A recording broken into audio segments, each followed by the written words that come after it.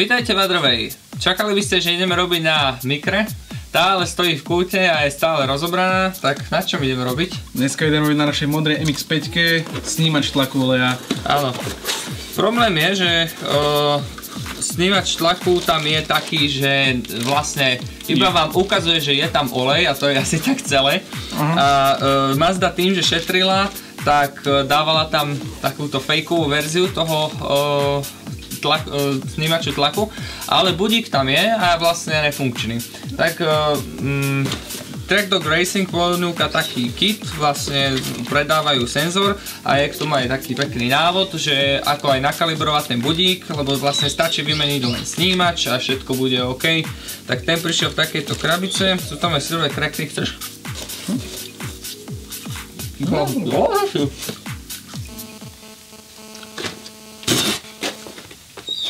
Ale ono to z začiatku fakt chutilo. Ale fakt to chutilo, jak ty syrové krekry. No, to je asi nejaký poliuretán, čo povie. To drží! No dobre. Takže okrem syrových krekrov tam je tento snímač tlaku. Problém je ten, že máme málo miesta v garáži, normálne by to mala byť jednoduchá montáž. Asi to až také jednoduché pre nás nebude, lebo budeme musieť točiť s autom. Fuj. No, musíme si to tam hodiť, zapojiť to je veľmi jednoduché.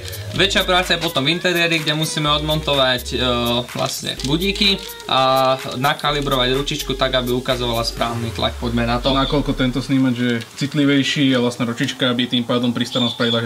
Jasné, na čo to je dobré, povedz im.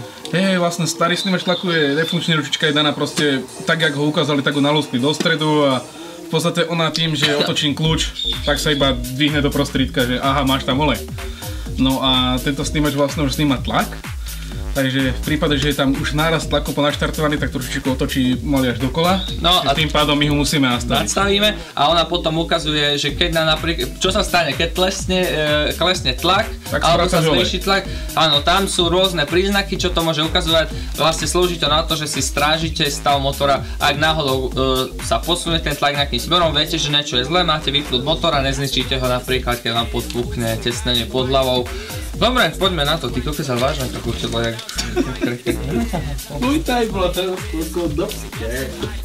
Najprv si auto zdvihneme, podložíme a odpojíme baterku.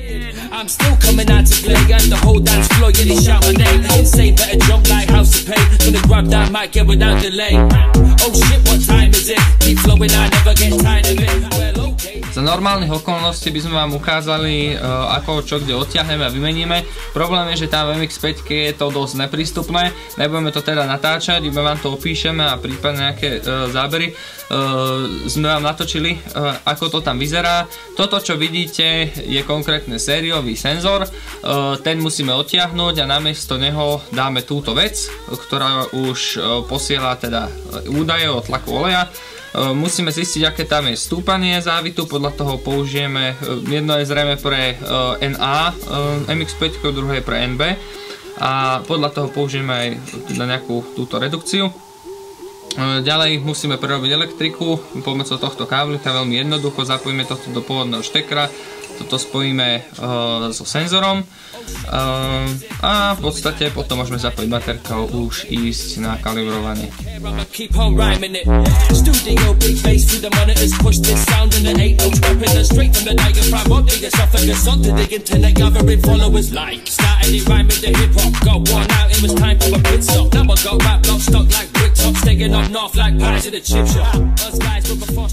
Tak Rezovi sa podarilo vytiahnuť pôvodný akože senzor tlaku, je to skoro len taký off and on systém, že buď tam je olej alebo nie je. Museli sme zohnúť vršok, aby sme to odtiaľ dostali, museli sme to vytiahnuť orechom, s kolienkom a s predĺženiami, naozaj to bolo také krkolomné, ale Rezovi sa to podarilo spraviť. Teraz máme už prichystaný vlastne nový, vidíte ten rozdiel, že to asi neukazovalo tlak oleja, ale toto už bude. Je tam už pripravená elektrika, toto sa zapojí do štekriku a máme na tom dané také treba použiť nejaké tesnenie, aby vám cez to nepresakoval olej, nejaké silikónové alebo tak. Len pozor na to, aby ste ho tam nedali moc, keďže systém sa ukostruje cez závit, čiže musí to byť nejakým spôsobom vodivé, čiže nesmiete tam použiť povedzme pásku inštalatérskú alebo niečo také. Losing your head like Kennedy, got no job, kicked out of your tenancy. Stop making your friends your enemies, just try some of that dance floor therapy. We went down to the BBC, cause they heard that MP3. We turned up with some free CDs and the track smacked down like a DDT. Základom toho, aby sme tam vlastne dostali ten snímač, boli veľmi úzké ruky, čo ja moc nemám, takže dostávalo tam Patrik.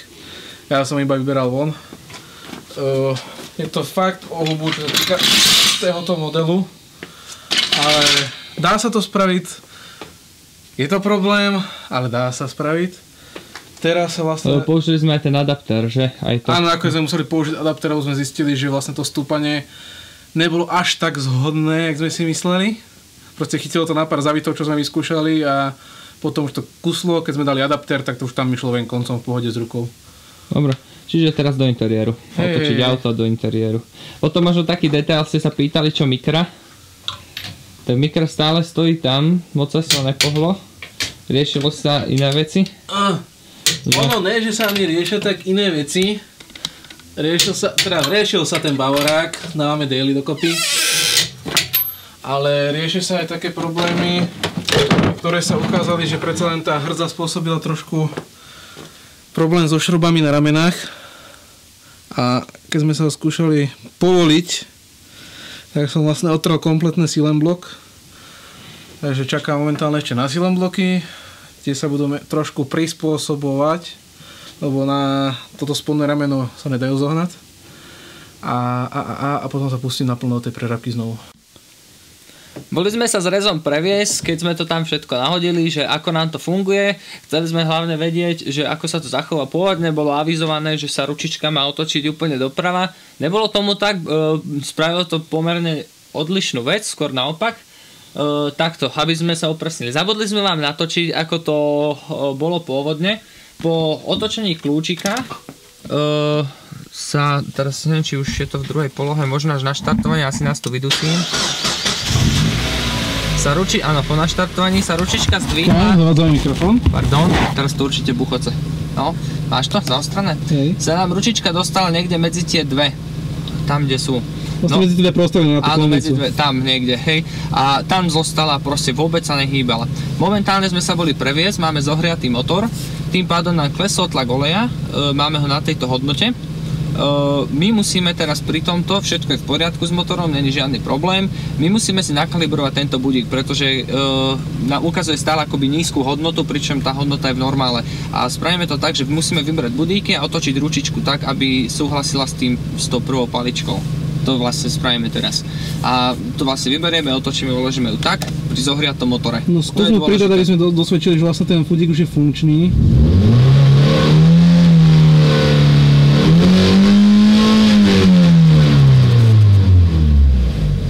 Krásne, vidíte, že vyletel hore. Áno, vyletel hore. A už klesal, lebo vlastne sme na tých 1000 otáčkach, čo nevytvára vôbec tlak. Áno, momentálne musíme spraviť to, že teda ho nakalibrujeme. Dobre, vypiem to, lebo sa tu zadusíme. Už sa deje tak. Oh shit, what time is it? Keep flowing, I never get tired of it. Well, okay, maybe a tiny bit, I don't care, I'ma keep on rhyming it. Studio, big bass to the monitors, push this sound and there ain't no trapping us. Straight from the diaphragm, won't need a soft like a song to the internet, gathering followers like. Started it rhyme with the hip hop, got one out, it was time for a pit stop. Now I got rap block stock like brick top, staying up north like pies in a chip shop. Us guys were a force to be reckoned with, don't matter whether you're wage, so you're spending your benefits. This is that mojo heritage, big bad vibes, that full-blown energy. Pri rozoberaní budíkov si dáme pozor na to, aby sme ich nepoškodili. Ručičku si vypávčime pomocou dvoch šrobovákov s tým, že si plochu podlepíme, aby sme ho nepoškriabali.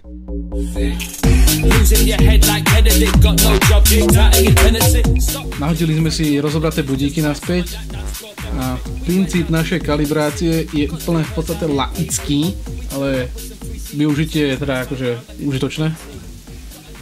Teraz naštartujeme auto určíme si polohu s najnižším tlakom, ktorú akože my chceme udávať ako najnižšiu, čo zvolíme vlastne prvú čiarku od low. To pri zohriatom motore. Pri zohriatom motore, čo vlastne máme. A tým pádom, keď odtiaľ klesne smerom k tému low, akože slabý, tak vieme, že sa niečo deje, že proste, že ten tlak klesá kvôli niečomu. Áno. Čiže momentálne spravíme to, že naštartujeme to, necháme to zohriať,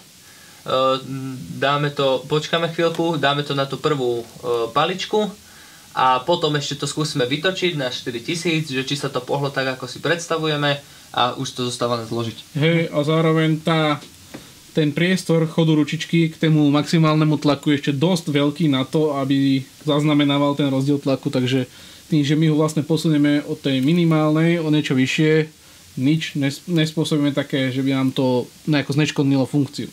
My to vlastne iba vylepšíme. No, najvyššie to ešte odporúčajú v návode. Hej, je to odporúčané. No točíš? No stracil som ručičku.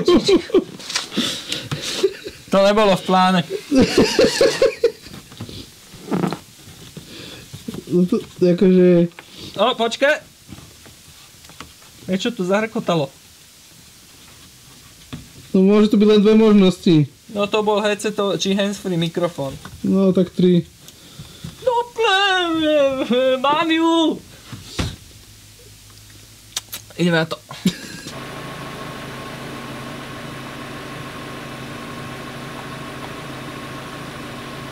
Počkaj, teraz musíme pozrieť, že do akej hĺbky tu treba zatlačiť. Hopla. Možno aj tak, ale či kvôli linček.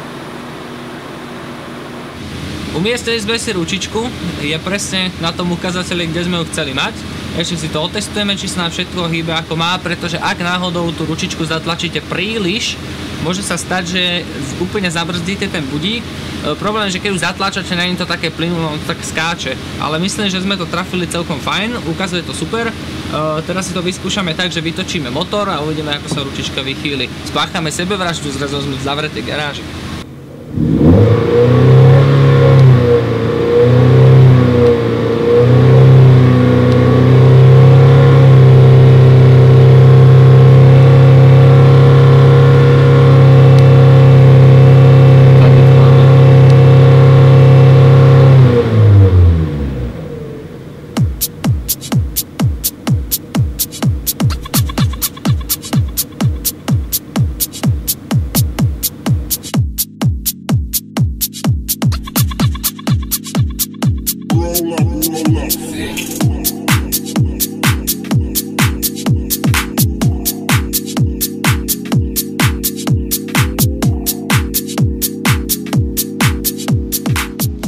Super, budík funguje, všetko ide ako má. Čo hovoríš na to Cam Block? Pýťa sa ťa Paťka z Gurunu.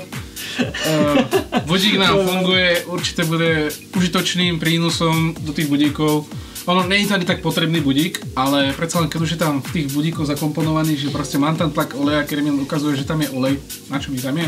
Ale ja moc nesúhlasím s Rezom, lebo fakt, Rezo, máš veľa vecí, čo sa ti môže za autom stať a práve, že ten budík, koľkokrát ľudia, aj pamätáš si kamaráta Matúša, čo sme mu robili S13, pozdravujeme. Jeho prípade napríklad nevedel, že mu prdlo tesne pod hlavou a skončilo to tak, že mal dorihované valce. Sme to potom rozoberali, nakoniec z toho video síce nebolo, ale presne kvôli takýmto situáciám ten budík tam je. A to, že tá Mazda dá len taký, že čo bude ukazovať stále, že všetko je v poriadku, keď aj niečo sa poserie, tak akože to je celkom problém.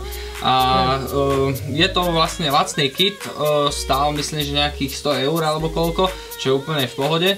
A je to síce trochu problém s tou montážou, akože natrápili sme sa, hlavne tie kľúče pichnú na tie neprístupné miesta, to je akože fakt... To je no comment. Ruka ma boli ešte asi týždeň a bude bolieť, tak... No však videli ste sami, že to tam bolo fakt na hovno prístup. Každopádne my sme to dokázali, dúfame, že sme nič nezle spravili, no. No, slušne spravené, Nepokazili. No, ale však to bude, nemali sme čo, myslím si, že je to všetko v poriadku. Čo sa týka iných aut, toto je MX-5, ak máte tam nejaký budík, čo podobne funguje, tiež pohľadajte, či na to neexistuje kit, prípadne si dorobte takýto budík, aj je tu určite užitočné si to sledovať. A čo ďalej, možno spomeňme, že čo sa chystáme spraviť ďalšie. Rezo už vyplatil zálohu za motor, že? Ne zálohu, celý motor. Celý motor, tak? Čiže motor už na Mikrútu čoskoro bude. Áno, ako si niektorí správne typovali, bude to SR20, ale... Nie DEčko, dokonca ani nie DETčko, ani nie psychopatické DETT, čo by bolo teda už úplne ulecené. No. Ani, čo tam ešte spomínali tí ľudia, VR38? Ne. Bude to taká špecialita, že VE, čo je vlastne Neo Valve sa to volá, a je to s variabilným časovaním SR verzia toho 2-litrového motoru. Na to veľmi zvedavý, to bude fakt sranda, tam aj napasové všetko. Motor podstupí ešte pár úprav, samozrejme výfukový systém trošku pridá na tom výkone, takže rátame s tým, že sériový motor Blacktop má 90 koní, čiže tých 200 koní by sme mali s ním presiahnuť. Na tých 700 kg. Uvidíme, to sa necháme prekvapiť. Čo sa týka Mikry Rezona, nič nerobil, opravili sme Mefikové daily a robili sme v robote, takže to je to. Dobre, to je všetko od nás. Anna, čaute.